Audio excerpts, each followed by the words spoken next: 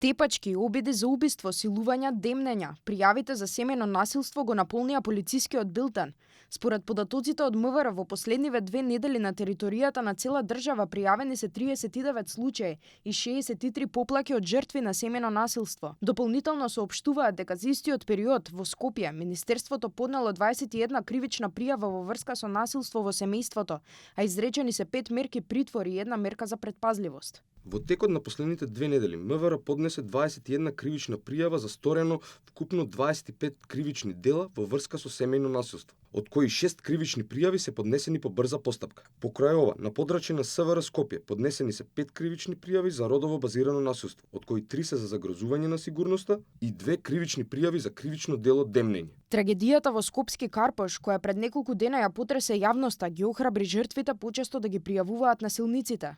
По случајот во кој Ивана, држејќи во раце својата ќерка, се самоуби, а претходно со години била тепана и малтретирана од сопругот Стојанче, Министерството за внатрешни работи бележи зголемен број пријави за семејно насилство. Во јавноста следува и апели за поголема храброст кај жртвите да ги пријавуваат насилниците. Премиерот Христијан Мицкоски ги повика сите кои се соочуваат со насилство да не се плашат да ги пријават случаите и да не ги повлекуваат пријавите, нагласувајќи дека само така институциите можат соодветно да реагираат. Сите оние кои што се жртви на било какво насилство, да пријават и да останат на пријавата, да не ги повлекуваат пријавите, за да можат системот да реагира. Затоа што ако жртвата на насилство, без разлика дали е тоа жртва од булинг или од друг тип на физичко насилство уште од најрана возраст, како што вие споменавте училиштата или во семејството, и ако таа пријава потоа биде повлечена, тогаш за жал не постои систем во светот кој што би можел да реагира. Според податоците од МВР, во 2025 година Македонија бележи тренд на зголемување на бројот на изречени мерки за притвор по пријавите на семејно насилство